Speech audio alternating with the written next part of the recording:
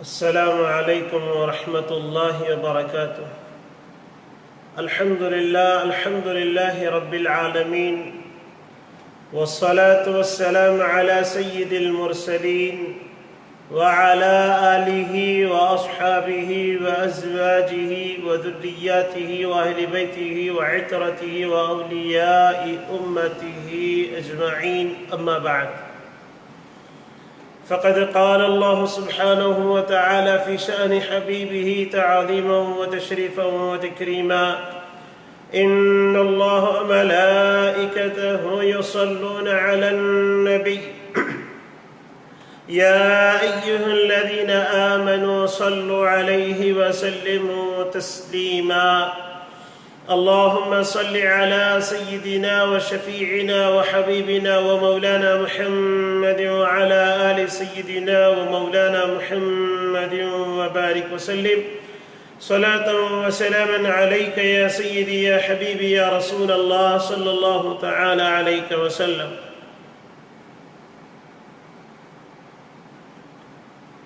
محترم سامعین و ناظرین، اللہ رب العزت کا بے انتہا فضل و احسان ہے کہ اس نے ہم گنہگاروں کو اپنے حبیب آقا نامدار صلی اللہ علیہ وآلہ وصحبہ وسلم کی مبارک امت میں پیدا فرمایا، اور اس امت میں پیدا ہونے کا ہم تمام کو فخر عظیم عنایت فرمایا، اور اس پرآش و پرفتن دور میں اس کے اپنے خاص چہیتے بندے اولیاء اکرام کی نسبت و صحبت و تربیت سے ہم سب کو مالا مال فرمایا۔ اللہ سے یہی دعا ہے کہ مولا ان کے سائے کو ہمارے سروں پر تاج سلامت رکھے۔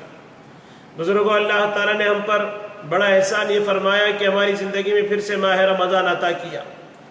رمضان کے پہلے 2 عشرے ہم سے گزر چکے، رحمتوں کا، مغفرتوں کا ہم سے رخصت ہو چکا۔ اب یہ جو عشرہ ہے دوزخ سے نجات کا، عتق من النیران، اللہ تعالی ہمیں اپنے رحمتوں سے مالا مال فرمایا، مغفرت سے مالا مال فرمایا، اور دوزخ سے نجات بھی اللہ تعالی ہمیں عطا فرمائے گا۔ بزرگوں، ہم 17ویں نشست میں حاضر ہیں، جو سلسلے وار نشست مقرر منعقد ہوتی ہے، جس میں ہم رمضان کے روزے کے متعلق کچھ گفتگو کرتے ہوئے ہم رخصت ہوتے ہیں۔ گزشتہ سے پیوستہ ہم نے حق شناسی، خود شناسی اور لذت آشنائی کے متعلق ہم نے ذکر کیا کہ روزہ ایک ایسا عمل ہے جس کے ذریعے ہم اپنے نفس کو پاک و صاف کر سکتے ہیں، نفس کا تزکیہ کر سکتے ہیں۔ چنانچہ جو نفس کا تزکیہ کر لیتا ہے تو اللہ تعالیٰ اسے نفس مطمئنہ پر فائز فرماتا ہے۔ نفس امارہ سے، نفس ملہمہ سے، نفس لوامہ سے جب وہ پاک و صاف کرتے ہوئے آگے بڑھ جاتا ہے، اس کا تزکیہ کرتے ہوئے آگے بڑھ جاتا ہے، اس کے گناہوں کو یک لخت چھوڑ کر آگے بڑھتا ہے، تو اللہ تعالیٰ اسے نفس مطمئنہ پر فائز فرماتا ہے۔ یہ کیا ہے نفس مطمئنہ؟ بزرگوں، نفس مطمئنہ کے متعلق اللہ نے تو قرآن مجید میں کیا ارشاد فرمایا؟ یا ایتھا النفس المطمئنہ ارجعی الی ربک راضیۃ مرضیہ فادخلی فی عبادی وادخلی جنت۔ تو اللہ تبارک و تعالیٰ اطمینان کے نفس رکھنے والے سے مخاطب ہو کر کے فرمایا ہے کہ تو میرے پاس لوٹ آ۔ تو اللہ تعالیٰ نے خاص مقام نفس مطمئنہ کے رکھنے والے کو عطا کیا۔ تو اللہ تعالیٰ اسے جو لذت آشنائی کا عطا کر رہا ہے، وہ در حقیقت خود شناسی کے بعد حق شناسی کی کیفیت پیدا ہونے پر ہی عطا کر رہا ہے۔ لذت آشنائی کیا ہے؟ اللہ تعالیٰ کا وصل کیا ہے؟ ہجر اور فراق میں تڑپنا کیا لطف دیتا ہے؟ یہ کیفیتیں بیان کرنے اور سننے سے معلوم نہیں ہو سکتی، کیونکہ یہ جو کیا کہتے ہیں، یہ جو مٹھاس ہے، یہ جو حلاوتیں ہیں اور یہ جو لذتیں ہیں، اس کو وہی محسوس کرے گا جو مقام آشنائی تک رسائی حاصل کرے گا۔ یہ مقام آشنائی لذت آشنائی جب خود شناسی ہو جاتی ہے تو اسے حق شناسی ہونے لگتی ہے، تبھی اس کیفیت پر وہ فائز ہوتا ہے. کیونکہ یہ تو رات کے اندھیروں میں، رات کے سناٹے میں آرام دہ اور کیا کہتے ہیں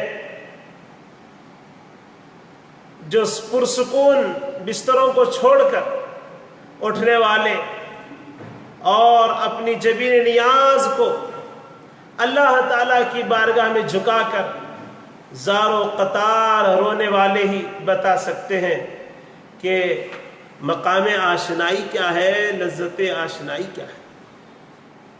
کیونکہ انہوں نے اپنے نفس کو ایسے قابو میں رکھا، جی تو چاہتا ہے کہ رات بھر سوتے رہے، یا تو جی چاہتا ہے یہ جاگتے ہوئے واہیات میں ادھر ادھر کی دنیاوی کام و کاج میں گفتگو میں رات گزار لے. لیکن اس نفس کی خواہشات کو روک کر کے اللہ کی عبادتوں میں جو رات گزارتا ہے وہی بتا سکتا ہے. کیونکہ اللہ تعالیٰ کے بارگاہ میں جو گڑ گڑا کر زار و قطار رونے لگتا ہے، اسے معلوم ہے کہ میں اپنے رب کے لیے اپنے رب کی رضا حاصل کرنے کے لیے میں اپنے نفس کو کس طریقے سے قابو میں رکھتا ہوا اس کے تمام تر خواہشات کو روکا ہوا ہوں. اب جو اللہ کے خاص چہیتے بندے ہوتے ہیں وہی تو بتا سکتے ہیں کہ راتوں کے سناٹے میں اللہ کو یاد کرنے میں، اپنے محبوب کی یاد کرنے میں آنسو بہانے کا کیا مزہ ہوتا ہے. وہ مزہ نرم بستروں میں، نرم گدیلوں میں، گدوں میں بے خبر سونے سے کہاں حاصل ہوتا ہے. یہ لطف، یہ سرور، یہ خوشی، ہائے ہائے کیا کہنا، ان بد نصیبوں کی بس کی بات نہیں ہے جو غیر کی خاطر محبوب سے رسم اور تعلقات رکھتے ہیں. کیونکہ محبوب بڑا غیور ہے، وہ جانتا ہے کہ یہ نام نہاد عشق کرنے والے نام نہاد عشاق ہے، ہر بلحوث حسن پرستی شعار کی کے زمرے میں آتے ہیں. محبوب کا جو قرب ہے، رب العالمین نفس مطمئنہ کو رکھنے والے کو کیا فرما رہا ہے؟ ارجعی الی ربکی راضیۃ مرضیہ. ہم راضیہ مرضیہ کے متعلق آگے چل کر کے اس کی تفصیلی گفتگو کریں گے. پہلے آپ دیکھیے اللہ کس کو اپنے قرب سے نواز رہا ہے. محبوب کا قرب اسی وقت ملتا ہے اور محبت کا حق اسی وقت ادا ہوتا ہے جب آدمی ہر طرف سے کٹ کر اپنے مولا سے جڑ جائے. یعنی ہر جائی نہ رہے، صرف اسی سے واصل ہو کر یکجائی ہو جائے. ہر جائی سے نکلنا، یکجائی میں ہو جانا، ہر ایک سے کٹ کر اسی سے جڑ جانا. دیکھیے ایک واقعہ سنا دیتا ہوں تاکہ آپ کو سمجھ میں آ جائے یہ کیا ہے ہر جائی اور یکجائی، یہ کیا ہے سب سے کٹ کر حق سے جڑ جانا کیا ہے.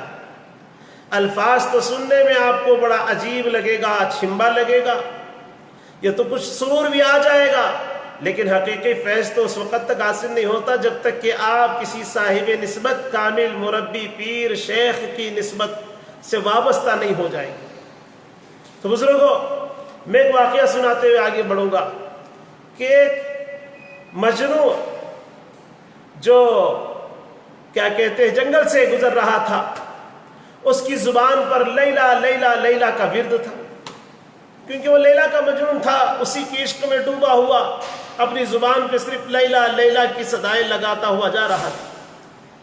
ایک زاہد جو عبادت گزار ہے، زاہد ہے، وہ نماز میں مشغول تھا. مجنون ان کے آگے سے گزر گیا، اس نمازی کے آگے سے گزر گیا. زاہد نے مجنون کو جا پکڑا کہ تو نے نمازی کے آگے سے گزر کر کتنا بڑا گناہ کیا ہے. مجنون نے کہا، اسی وقت مجنون نے کہا، میں تو لیلا کی یاد میں مست تھا، مجھے احساس ہی نہیں رہا کہ کہ کوئی نماز پڑھ رہا ہے اور میں اس کے آگے سے گزر گیا، جبکہ تو خدا کی ذات کو یاد کرنے میں مشغول تھا اور تو نے مجھے گزرتے دیکھ لیا، ظاہر شرمندہ اور نامراد لوٹ آیا۔ بزرگوں، اس واقعے سے کیا سمجھ میں آتا ہے؟ جس کی یاد میں ہم کھڑے ہوتے ہیں لیکن اس کی یاد کی مستی ہمارے اندر نہیں ہوتی ہے، وہ کیفیت، وہ لذت آشنائی، وہ مقام آشنائی حاصل نہیں ہوتی ہے۔ جن کے جسم تو نماز کی حرکات و سکنات میں مشغول تو ہوتے ہیں اور قلب و نظر کچھ اور کرنے میں مشغول ہوتے ہیں۔ جسم، اعضاء، جوارے، ہاتھ، پاؤں، سر، آنکھ، ناک، سب کچھ نماز کے حرکات و سکنات میں مشغول ہے، لیکن جو قلب ہے اور جو اندرونی نظر ہے وہ کچھ اور کام کرنے میں مصروف ہو جاتے ہیں، مشغول ہو جاتے ہیں، اور انہیں کبھی لذت آشنائی حاصل ہی نہیں ہوتی۔ کیسے حاصل ہوئے گی؟ کہاں سے پھر حق شناسی ملے گی؟ خود شناسی ہی نہیں ہوئی ہے جی۔ لذت آشنائی کہاں سے حاصل ہوگی؟ کیونکہ تمام دوستیاں چھوڑ کر، تمام تر تعلقات کو چھوڑ کر، دنیاوی تمام تر تعلقات کو چھوڑ کر، دنیا کی لذتوں سے بے نیاز ہو کر، دنیا کی راحتوں سے لا تعلق ہو کر اور دنیا کی محبتوں سے ناطہ توڑ کر محبوب کے جلوے حسن میں گم ہو کر ہی دیکھا جا سکتا ہے کہ اس کی دوستی میں کیا لذت، اس کی دوستی میں، اس کی محبت میں، اس کی عشق میں کیا لذت ہے، اس کے وصال میں کیا مزہ ہے، اور اس کے ہجر و فراق، اس میں تڑپنے سے کیا راحت ملتی ہے۔ نفس جب باعتبار کیفیت ایک درجہ مزید حاصل کرتا ہے تو نچلے درجے کی نیکیوں پر اکتفا نہیں کرتا، کیونکہ اسے نچلے درجے کی نیکیوں میں مزہ نہیں آتا۔ اسی لیے عرفہ میں قول مشہور ہے، حسنات الابرار سیئات المقربین۔ اب یہ معمہ تو ہمیں سمجھ میں نہیں آتا، اس کے لیے خانقاہوں میں جانا ہی ہوگا۔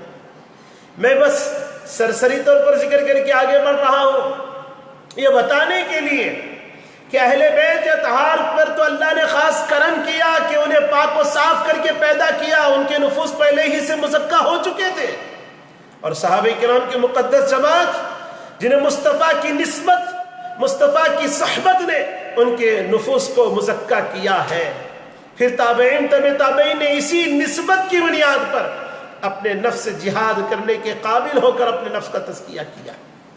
نسبت نے انہیں نفس کے جہاد کرنے میں کامیابی عطا کی اور نفس کے تزکیہ کرنے میں وہ کامیاب ہو کر نکلے۔ تبھی تو انہیں خود شناسی سے حق شناسی، انہیں خود کو پہچان کر وہ حق کو پہچاننے لگے اور انہیں وہ لذت آشنائی نصیب ہوئی اور وہ مقام آشنائی پر سرفراز ہوئے۔ تو بزرگوں، یہ نسبت سے ہی حاصل ہوتی ہے۔ علم اگرچہ کہ کتنا ہی کیوں نہ ہو، جو میں بارہا کہتے آ رہا ہوں، تو بہرحال میرا بتانے کا مقصد یہ ہے کہ یہ جو نفس ہے جب وہ پچھلے درجے سے نکل کر اگلے ایک اونچا اعلیٰ جب درجے پر وہ فائز ہو جاتا ہے، آگے کے درجے پر نفس مطمئنہ کے درجے پر فائز ہوتا ہے، تو پچھلے جو نیکیاں وہ کرتا تھا وہ نیکیوں میں اس کو اتنا مزہ نہیں آتا، بلکہ اس سے بھی اعلیٰ نیکی کرنے کی وہ کوشش کرتا ہے، اعلیٰ نیکی، کیونکہ اس نیکیوں سے اس کے درجات بلند ہوتے ہیں، اس کے مقام بلند ہوتے ہیں۔ اسے وہ پچھلی نیکیاں ہی کافی ہے، اس جیسی نیکیاں کرتے کرتے اسے نجات مل جائے گی۔ لیکن پروموشن ہر کوئی چاہتا ہے نا کہ درجہ میرا اعلیٰ ہو، میں اچھے گریڈ پہ آؤں، میں پیچھے چھوٹے گریڈ پہ نہیں، میں چھوٹے طبقے والوں کے ساتھ نہیں رہنا چاہتا ہوں، میں اعلیٰ طبقے والوں کے ساتھ رہنا چاہتا ہوں۔ تو جو یہ دنیا میں چاہتا ہے، اللہ کے چاہنے والے، اللہ کے جو چہیتے بندے ہوتے ہیں، ان کا بھی تو یہی حال ہے۔ وہ یہ چاہتے ہیں کہ اللہ تعالیٰ کے بالکل قریب میں اللہ کے جو خاص چہیتے بندے ہیں، ان بندوں میں ہمارا بھی شمار ہو جائے۔ تو اس کے لیے کرنا کیا ہوتا ہے؟ صرف نیکیاں، چھوٹی موٹی نیکیوں سے نہیں چلے گا کام، بلکہ اس سے بھی اعلیٰ نیکی کرنا ہوتا ہے۔ کیا ہے اعلیٰ نیکی؟ ہر لمحہ اللہ کی یاد میں گزارنا، ہر لمحہ نفس کے خلاف جہاد کرنا۔ یہ معمولی بات نہیں ہے بزرگوں، یہ روزے کے ذریعے سے ممکن ہے۔ روزے کے ذریعے سے ممکن ہے۔ میرے آقا صلی اللہ علیہ وسلم کی تو شان بہت اعلیٰ ہے، کیونکہ اللہ نے انہیں مختار کل بنا کر کے پیدا فرمایا ہے۔ وَالْآخِرَةُ خَيْرٌ لَكَ مِنَ الْأُولَىٰ، ان کی ہر آنے والی گھڑی پچھلے گھڑی سے بہتر ہے۔ وہ تو آقا کی شان ہے، اس کے باوجود بھی آقا روزانہ میرے آقا صلی اللہ علیہ وسلم استغفار فرماتے، روزانہ 70 مرتبہ یا 100 بار استغفار فرماتے۔ کن کے لیے؟ اپنی امت کے لیے۔ کن کے لیے؟ اپنی امت کے لیے۔ اور ساتھ ساتھ میرے آقا کے درجات بلند ہوتے ہیں۔ اللہ تعالیٰ کی ایک حکمت ہے، اس کی مصلحت ہے۔ اللہ بتا رہا ہے کہ نبی آپ اس طرح کا عمل کیجئے اپنی امت کی تعلیم کی خاطر۔ ایک طرف امت کی مغفرت بھی ہوتی چلی جائے، ایک طرف آپ کا جو درجہ اونچا ہے اسے ہم اور بھی اونچا امت کو بتانا چاہتے ہیں کہ اے امتیو، تم بھی توبہ استغفار کرتے رہو، اگرچہ کہ کوئی گناہ نہیں کیے ہیں تب بھی توبہ استغفار کرتے رہو، تاکہ اس سے تمہارے درجات بلند ہوں گے، اعلیٰ سے اعلیٰ مقام پر پہنچیں گے۔ جب سرکار دو جہاں صلی اللہ علیہ وسلم تو ہر گھڑی تمام تر مخلوق کی جملہ گھڑیوں سے بہتر اور بلندر ہے، لیکن حضور صلی اللہ علیہ وسلم کی اپنی ہر آنے والی گھڑیوں میں پچھلی گھڑی سے بھی بلندر میرے آقا صلی اللہ علیہ وسلم کی ذات پاک ہے۔ آقا کی ذات تو سب سے اعلیٰ و عرفہ ہے، پھر آقا کی امت کو بھی وہ مقام دیا جا رہا ہے جو پچھلی امتوں کو نہیں دیا گیا۔ پچھلی امتوں پر بھی روزہ فرض کیے گئے تھے، اس امت پر بھی روزہ فرض کیا گیا، لیکن اس امت کو اللہ نے جو جزا عطا کیا ہے، سبحان اللہ، کیسی جزا ہے! کیا فرمایا؟